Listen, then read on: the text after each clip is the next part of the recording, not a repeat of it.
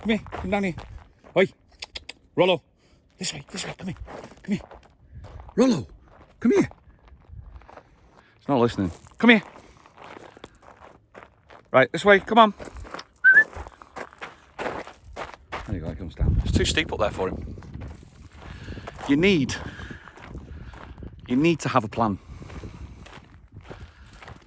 That's what I personally believe. You need to have a plan. Wherever you are in your life, whatever it is you're doing, you've got to be working towards a goal, I think.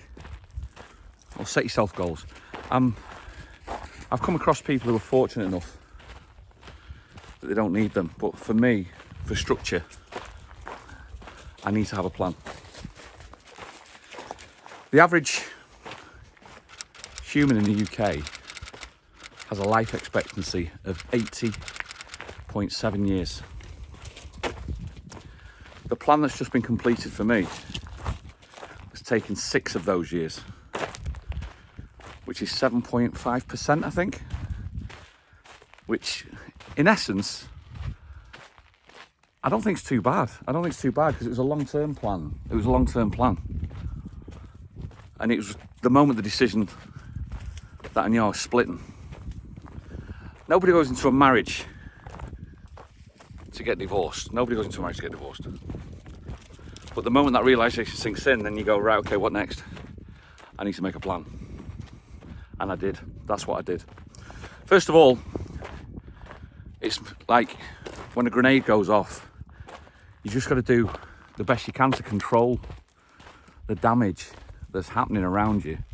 So the first thing is I moved away, but I moved like 2.5 miles away. I moved into an area just 2.5 miles away, so I'm still on the periphery. I took it for 6 months, and to be honest with you, I lasted 4, because within 3 months I realised that this was not the solution that was needed, and the solution that was needed was a much bigger and more drastic plan, which is going to cost me 6 years and 7.5% of my life expectancy. But it's now coming to fruition. And it feels pretty decent, to be honest with you. It feels pretty decent.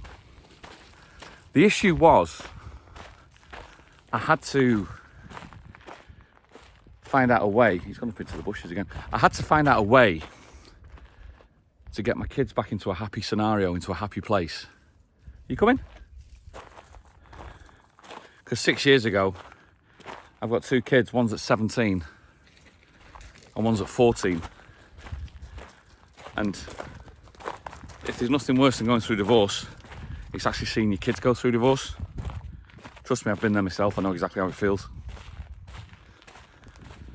So the plan was for myself was how do I orchestrate something that I can get not just myself. Actually, no, it was that. How to orchestrate something that I can get the kids out of a scenario where for them, their future is going to be bright, rosy, and happy. And the unfortunate thing was the only way I could do it was at a cost of myself. And the cost of, I knew that I had to get away. People think living in Tenerife, living the dream, living the rosy life, living the sunshine. I mean, look at it, man, it's amazing. But I felt I had to come so far away to separate myself from the scenarios of what's going on in the UK. I had to sacrifice the time of myself with my children for 6 years so I could build a scenario, a completely different scenario. I needed that time to build a completely different scenario. So then when I can welcome my kids back into it, they have a safe place. So my plan was move away. And don't get me wrong, I had it easy. I had it easier than most people because I've got family that live here. But still, that step was just an unbelievably frightening step. Rollo, come here. It was an unbelievably frightening step for me. But it was a step that I knew I had to take. Let me just put him on his lead. This next part I'll be being pushed and pulled all over the place, but give me 2 seconds.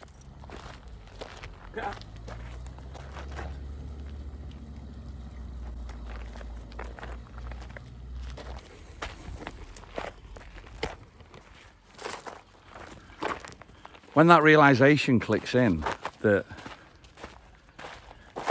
you're going to be moving away from your kids, it was the most heartbreaking thing I've ever had to experience. The only little glimmer of hope I had from it was from my youngest. When I said, listen, she's 14, I said, what do you feel about me moving away? And she said, well, I want you to do it because when I leave school, I want to come with you.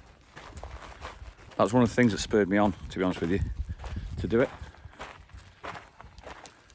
Coming down here fast, these cyclists, look at this. The day I took the decision to do it, I've told you before, I was stuck on the A1 in traffic and I just decided, look, this is the only way to do it. When that realisation sinks in that you have to move away to create something that's a lot better as an environment for the future of your children. That was the reason why I came to Tenerife. No other reason, that was it. Boys, it worked out, it's panned out, it really has. The thing about it is the plan, it never involved Shelley. It never involved Shelley. Shelley was just an unbelievably fortunate thing that I came across whilst putting my plan into action. The whole idea and the whole plan was made to do it on my own, without Shelley. There's a car coming down. Without Shelley. But it's the weirdest thing when you make these decisions and you think you know how brutal and how rough and how hard it's going to be. And then you look back now and you go, I could not believe from where I was to where I've come from. From where I am now, from where I was to where I am now. It's all mainly down due to me having a plan. So where are we now? Well, 6 years down the line, I'm here in Tenerife. I've got my dog. Got Shelley. The dog's seen another dog. This is the fun bit, this. There's a big dog on the other side of the road. Look at this. I think I'll carry this on the top of the hill. I'll get past this bit.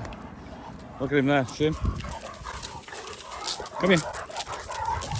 It don't work, does it? See him in a minute. Hey there.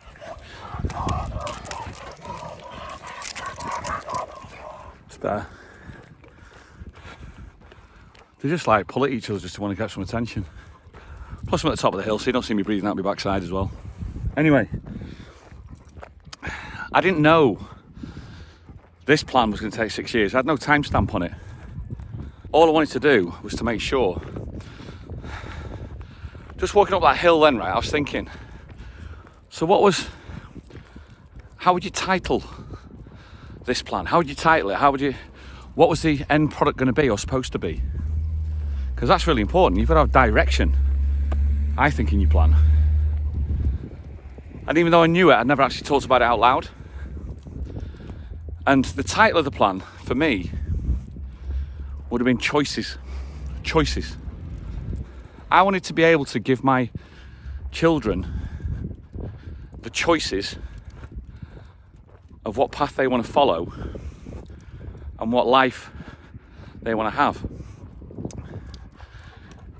If they have no choices and you're stuck in a situation that's not great for them, spinning me round, then that's the scenario I saw, and that's the reason why I thought I need to change this scenario. And that's the reason why I came here. Because I wanted the kids, it's hot, it's too hot, I think we're gonna have to go back, it's a bit hot today. I wanted to give the kids the choice of saying, yeah, I'm not happy in that situation, I want to go to this situation. I wanted to feel that the kids could come to head towards the light rather than the past bad experience that they've received. And as I said, I didn't know how long it's going to take, but that was the route that I went. And Christ, you all right, mate? I think we're going to take you back, mate. It's too hot for you, come on. Don't take them on 2 hot days. I'm spinning around. I think that's what spurred me on to make or put this plan into action. Don't get me wrong, first year, wow, the first year was horrific. The first year was horrific. The thought of moving away from your children, spending that time away, the only relationships like WhatsApp phase videos or, you know, holiday visits, knowing what they're enduring in the UK. Luckily they have a support network around them of relatives, but it was just like I had to get something and do it fast. And with my support network around me, with the family that I had, and with Shelley, definitely with Shelley, which, as I said before, not a byproduct of the plan. She wasn't in when I made the decision. She wasn't even in my thoughts about making this decision.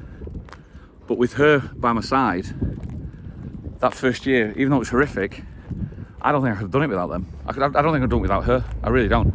I thought about going back to the UK maybe 6 times in the first year. It's not all roses living in the sunshine, you know. It's not all roses. You know, it's sometimes the same problems, but just in the sunshine, that's all it is.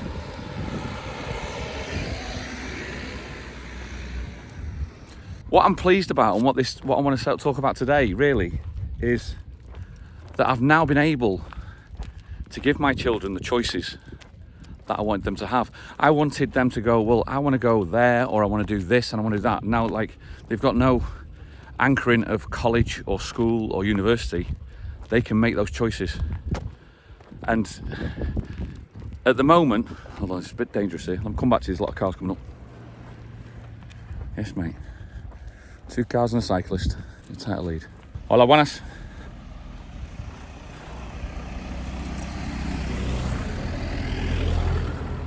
Nearly done. Another van coming up. Busy time now.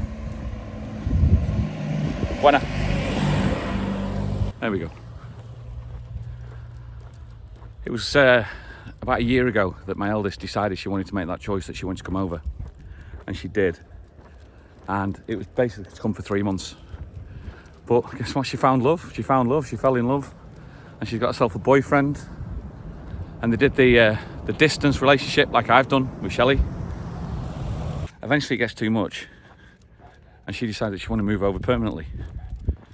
So after a year of bureaucracy and paperwork, we finally managed to realise her dreams. And she's now lives here. She's been here for 6, 7, 8 months now. And she's made that choice. And it's just amazing to see that. I feel proud that I was able to the opportunity to give her to make that choice. I think that's it's cost her 6 years as well, but she's made that choice.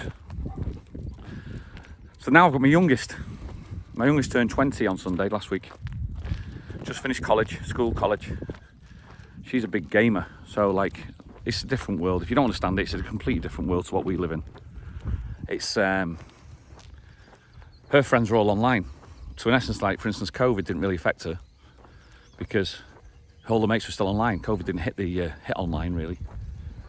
So it's a big, important thing for her that she actually has the opportunity to come over here. She's decided she wants to come over here for 3 months. College is finished. She says, look, I want to come for 3 months. I said, yeah, no problem at all. And see if you like it. And if you like it, then, well, you don't like it. You can make that choice. You've got the choice then. That choice that wasn't available 6 years ago. Because of the plan. So if after 3 months she says to me, Dad, I want to go back, I've got no issues in the slightest. I'll help her because she's carving her own path thanks to the plan. And that's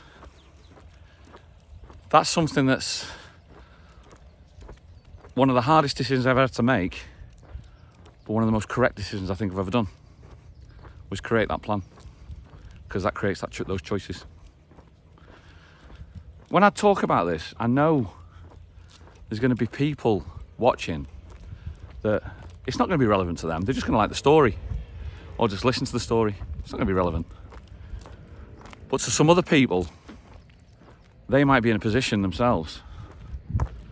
2 seconds, a bike coming up here. Voila. They might be in a position themselves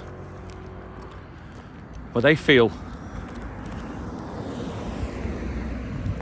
it's time they made a plan, or they need to put a plan into action, or they need to, I'll rephrase that. There might come a time when they feel they may need to make a decision, and it might be a horrible one. And if it is a horrible one, if it's a horrible decision, The only advice I can really give you is make a plan first. Make sure you have a plan. And then try and stick to it. It'll deviate. Mine did. You'll get good stuff along the way. Thank you, Shelley. And you'll get bad stuff along the way. That's where you nearly want to give up and go back. I'm so glad I didn't. I'm so glad I didn't. It's a bit of a weird one today because it wasn't really... I was thinking about this. This came to me last night when I was on my bike on the way home. 20 minutes in the darkness at 2 o'clock in the morning, riding a scooter, coming home just going, there's something about that, I need to say that. There's something about that I need to talk about the plan. And I'm so glad. The thing is, now that it's nearly come to fruition, I don't know what the next plan is. Maybe I should title that one, Enjoy. Just enjoy. Like just Rick, just enjoy, I think. Guys, if you've liked it, thank you so much. Thanks for coming along with us. I really appreciate it. You've seen a lot of it. If ever you want to wonder where it is, go back to Rick 1, the video Rick 1. I'll leave it here actually, now you can see it. Go back to that one and that'll show you the whole part of it when it was starting to come into fruition. As always, if you have a plan, if you're about to make a decision, stick in the comments below, let's share it. When you get a lot of people thinking about it and putting ideas in, it really, really does help. I think I'm off for my breakfast. As always, guys, I'll see you on the next one. There's the link for that Just Rick number 1, and I'll see you soon. Cheers, y'all. See you soon. Bye.